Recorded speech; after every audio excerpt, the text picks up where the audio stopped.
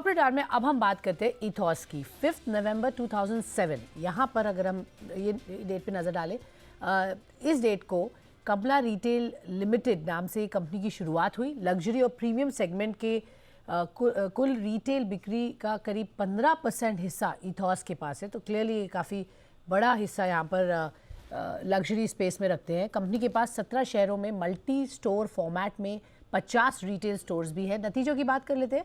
सितंबर तिमाही के नतीजे बहुत बढ़िया रहे। मुनाफा करीब 350% बढ़कर 14 करोड़ आया, जबकि आय 35% बढ़कर 180 करोड़ रही।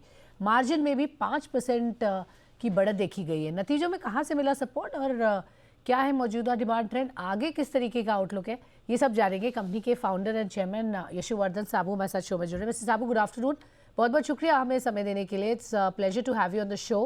पहले तो सर आउटस्टैंडिंग रिजल्ट्स है, उसके लिए कॉम्प्लीमेंट्स।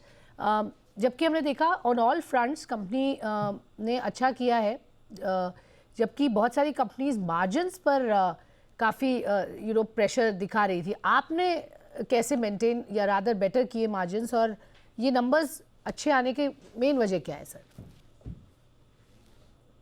देखिए, नंबर्स वैसे कोई बहुत आश्चर्यजनक नहीं है। हमने साल के शुरुआत में भी इसी तरह की एक गाइडेंस दी थी कि पूरे साल में हमारा 30 से 35% बढ़ोतरी होगी टर्नओवर में। मार्जिन्स को लेके मुझे खासकर खुशी है, क्योंकि मार्जिन जितना हम एक्सपेक्ट कर रहे थे उससे थोड़ा-सा बेहतर ही है। अगले साल के या उससे अगले साल के जो मार्जिन्स हैं वो हम पहले से अभी उसको एक्सपीरियंस कर रहे हैं। तो इसका कारण एक्चुअली में देखें तो जो अभी इंडिया में वेल्थ और इनकम की ग्रोथ है, जो सच्चाई है कि इंडिया आज 5th लार्जेस्ट इकोनॉमी है, हाईएस्ट ग्रोथ है, हाईएस्ट ऑप्टिमिज्म है, वो इन सब मार्केट्स की में हमको नजर आ रही है, साफ नजर आ रही है। और हालांकि मार्केट में, ग्लोबल मार्केट में सॉफ्टनिंग है, कुछ क्राइसिस है, अभी इंडिया में इस तरह का कुछ भी नजर नहीं आ रहा है। इंडिया में वी आर एक्सपीरियंसिंग अभी तीसरा क्वार्टर जो सबसे बेहतर क्वार्टर रहता है, उसमें भी अच्छी ग्रोथ है। और मुझे लगता है कि हमारी जो ग्रोथ, जैसा हमने कहा था, 30 और 35% की ग्रोथ इस साल अवश्य होगी। ऑफ कोर्स यहाँ पर डिमांड अच्छी है आप कह रहे हैं, और India is of course better than the other markets, और वो कहीं ना कहीं हमें हेल्प कर रहा है। लग्जरी स्पेस अच्छी ग्रो कर रही है सर। बट अगर मैं क्वार्टरली की बात ना करूँ, इवन हाफ ईयरली रिजल्ट्स आपके अच्छे रहे, तो जो गाइडेंस आपने दी 30 से 35% ग्रोथ आएगी, इसका अगर सेगमेंटेशन वाइज आप ब्रेकअप दें, कहाँ पर आपको सबसे ज़्यादा ग्रोथ लगती है, कहाँ थोड़े प्रेशर फिर भी आगे दिख सकते हैं? देखिए, क्वार्टर 3, पिछले साल क्वार्टर 3 भी बहुत मजबूत रहा था। उस समय कोविड एक तरह से सबसाइड कर गया था, तो क्वार्टर 3 पिछले साल भी बहुत मजबूत रहा। तो जितनी परसेंट ग्रोथ है वो क्वार्टर 3 में उतनी नहीं दिखेगी इन परसेंटेज टर्म्स। मुझे पूरी उम्मीद है कि it will be our best quarter ever, quarter 3 this year.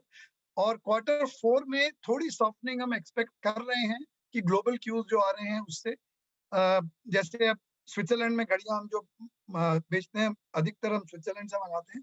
Switzerland में यूरोप की तरह एनर्जी क्राइसिस है, तो वहाँ कुछ प्रोडक्शन कंस्ट्रेंट्स हैं। तो उन कंस्ट्रेंट्स को देखते हुए हम ये उम्मीद तो नहीं करते हैं, लेकिन ये हो सकता है कि क्वार्टर 4 थोड़ा सा सॉफ्ट रहे, ये प्रोडक्शन कंस्ट्रेंट्स के कारण। तो इसीलिए मैं गाइडेंस तो वही रखूंगा, 30 से 35%, लेकिन कोशिश पूरी करेंगे कि उससे ऊपर ही हो।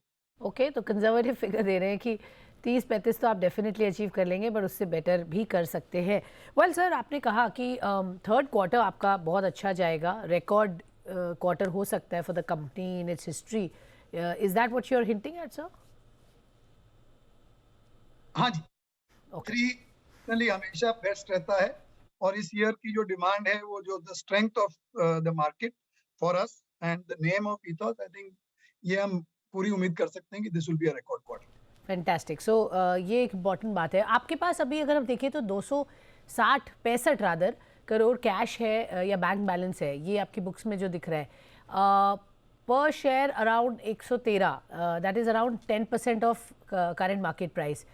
सर, इस पैसे का यूटिलाइजेशन कहाँ होगा, और फ्रेश इशू ऑफ 375 करोड़ थोड़ा डिटेल में हमें बताएंगे? जी, तो जैसा आपको पता है, मई में हमारा आईपीओ आया था, तो उसमें हमने जो ये रेज किया था, फंड्स जो रेज किए थे, अब वो अगले 12 से 18 महीने में धीरे धीरे डिप्लॉय होंगे, जो हो रहे हैं ऑलरेडी। और ये मेनली डिप्लॉयमेंट है ग्रोथ की अपॉर्चुनिटीज में। इस मार्केट में चाहे घड़ियां चाहे दूसरे प्रोडक्ट जो हम करने जा रहे हैं, उसमें इंडिया में बहुत जबरदस्त अपॉर्चुनिटी मैं समझता हूँ। इंडिया में अभी प्रीमियम वॉचेस, लग्जरी वॉचेस अब उस थ्रेशोल्ड पे हैं जिस तरह ब्रांडेड ज्वेलरी 15-20 साल पहले जो ग्रोथ करी थी, उसी तरह मेरे को लग रहा है कि अब ये ब्रांडेड वॉचेस भी इस तरह जाएंगी। सो आगे बहुत अपॉर्चुनिटीज हैं। टियर 2 टियर 3 सिटीज में हमारा बड़ा स्ट्रॉन्ग एक्सपेंशन का प्रोग्राम है, नए ब्रांड्स लाने का प्रोग्राम है। अभी भी दुनिया के बहुत महत्वपूर्ण ब्रांड ऐसे हैं जो अभी तक इंडिया में आए नहीं है।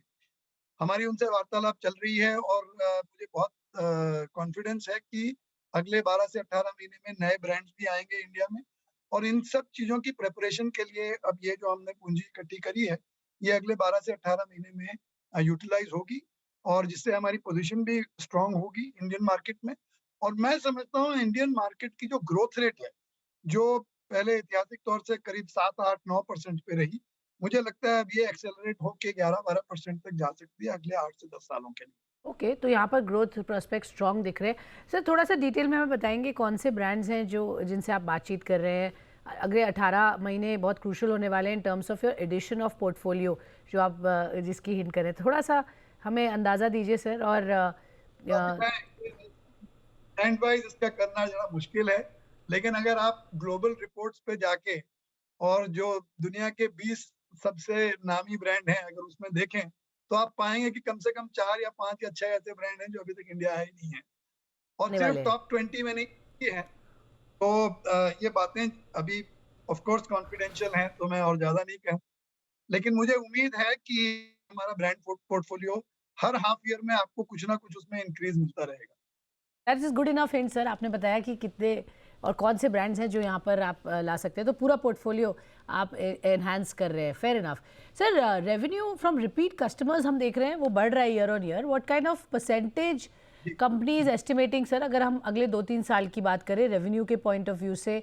30-35% आपने रेवेन्यू के लिए ही कहा इस साल, तो यही ट्रेंड्स बनेंगे जी या इससे बेहतर हो सकते हैं since you are adding more product line? नहीं, देखिए 30-35% सस्टेन करना आसान नहीं है, क्योंकि ये इसका एक कारण ये भी है कि पिछले साल में first quarter was quite weak. So अगर पूरे साल लेते हैं तो 30-35% हो जाता है, बट लॉन्ग टर्म में मुझे लगता है 20% प्लस ही रहेगी हमारी ग्रोथ। और जो रिपीट बाइंग है, आपने सही फरमाया कि ये यूजुअली हमारी 30 से 35% के बीच में रहती थी, ये अब बढ़ के 45-46% हो गई है। ये मैं इसको बहुत स्ट्रॉन्ग साइन मानता हूँ कि कस्टमर्स बार बार इथॉस आ रहे हैं खरीदने को।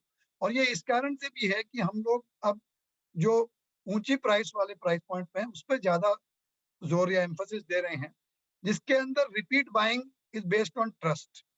इम्पल्स बाइंग नहीं होती है, ट्रस्ट पे बाइंग होती है। और क्योंकि इथॉस पे अब ट्रस्ट पड़ा हुआ है और मुझे लगता है और बढ़ेगा, तो ये रिपीट बाइंग हमारी बढ़ के अब 45-46% हो गई है।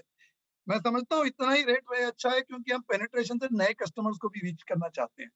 तो जिस तरह हम रिपीट कस्टमर चाहते हैं, उसी तरह हमारे पूल ऑफ कस्टमर्स भी हम बढ़ाना चाहते हैं और इस पे हमारी पूरी नजर रहेगी। सर लॉयल्टी प्रोग्राम, यहाँ पर आपके 3 लाख HNI कस्टमर्स रजिस्टर्ड है। किस तरह की ग्रोथ वहाँ आप देख रहे हैं? क्या स्पेशल बेनिफिट्स हैं आफ्टर रजिस्टरिंग विद यू जो उनको मिलते हैं, और ये नंबर कैसे ग्रो करना करेगा, आपने क्या अनुमान लगाया है? अभी स्वाति जी, ये जो नंबर है हमारे, अब हमारे जितने कस्टमर्स आ रहे हैं, repeat buying is almost 35%। So that is one thing. दूसरी जो चीज है कि अब हमारे कस्टमर्स जो हमसे खरीदते हैं, more than 90% are now enrolling हमारे लॉयल्टी प्रोग्राम, जिसको क्लब एको बोलते हैं। एको, ECHO, it stands for ईथॉस celebrates happy occasions. So we are seeing काफी ऊंचा एनरोलमेंट इसमें हो रहा है। और पर ईयर हम समझते हैं कि हम लोग इसमें कम से कम 15 से 20 हजार कस्टमर्स इसमें ऐड कर रहे हैं। और इसमें जो फायदे हैं, इसमें 2-3 फायदे हैं। एक तो आप जो भी खरीदते हैं उसमें आपको अलग अलग ब्रांड्स के हिसाब से पॉइंट्स मिलते हैं, क्लब एको पॉइंट्स। और उन पॉइंट्स को आप आगे जब कुछ भी परचेज करते हैं उसको आप रिडीम कर सकते हैं। ओके, फेयर उससे इनफ। ज्यादा महत्वपूर्ण है कि हम जो भी वॉच कलेक्टर्स या वॉच ब्रांड्स के साथ इवेंट्स करते हैं, चाहे जैसे अभी हमने दिल्ली में एक बहुत बड़ा इवेंट किया GPHG, इंटरनेशनल इवेंट जो समझते हैं, जो ऑस्कर्स की तरह वॉच इंडस्ट्री का ऑस्कर्स माने जाते हैं, उन घड़ियों का एग्जीबिशन किया था। तो उसमें हमारे जो लॉयल्टी प्रोग्राम के जो टॉप टियर के कस्टमर्स हैं उनको सबों को हमने इनवाइट किया था। और ये एक restricted entry type of invitation होते हैं जिसमें वॉच कलेक्टर्स को बहुत इंटरेस्ट रहता है, तो वो भी हम ऑफर करते हैं। और इसी के साथ कुछ एक जो जिस तरह कोई कलेक्शन नया कलेक्शन आ रहा है जिसकी अवेलेबिलिटी लिमिटेड है, तो उसमें प्रायोरिटी मिलती है जो क्लब एको के ऊंचे टियर के कस्टमर्स हैं। श्योर, फेयर तो इनफ। इस तरह के फायदे। Okay, wonderful. तो वहाँ पर भी अच्छी ग्रोथ आप एक्सपेक्ट कर रहे हैं in terms of numbers of addition जो आपके इस प्रोग्राम में इनरोल करेंगे। सर मैं ये जानना चाहूँगी, जिस तरह से आप वॉच में ऑफ कोर्स वो आपकी एक यूएसपी है, यूनिकनेस है, इसके बियॉन्ड भी आप कोई सेगमेंट्स में वेंचर आउट अप करने की सोच रहे हैं? You got a good pool of people और ट्रस्ट फैक्टर इन बिल्ड। तो मैं ये जानना चाहती हूँ कि आई एम श्योर ये कस्टमर्स चाहते हैं कि आप और भी कुछ ऐसे प्रोडक्ट्स रखें जो HNIs को अट्रैक्ट करे। उस पर कुछ सोचा है सर? अभी नहीं तो थोड़े समय बाद क्या प्लान है? बिकॉज आपके पास बेस अच्छा है, स्ट्रांग है। जी, बहुत अच्छा क्वेश्चन है स्वाति जी। दिस इज हम हमेशा सोचते हैं। पहला मैं कहूंगा कि एक्चुअली में अभी घड़ियों के बिजनेस में इंडिया में इतना ही पोटेंशियल और इतना स्कोप है कि उसको पूरा करने में it is going to be बहुत एक्साइटिंग और बहुत दिलचस्प रहेगा। So that is one thing. But जैसा आपने कहा, हमने अब 2 सेगमेंट्स में ऑलरेडी एक तरह की शुरुआत करी है। एक तो है branded jewellery, international branded jewellery. हमने साइन अप किया है मेसिका पेरिस। ये बहुत ही फास्ट ग्रोइंग यंग ब्रांड है in the field of jewellery.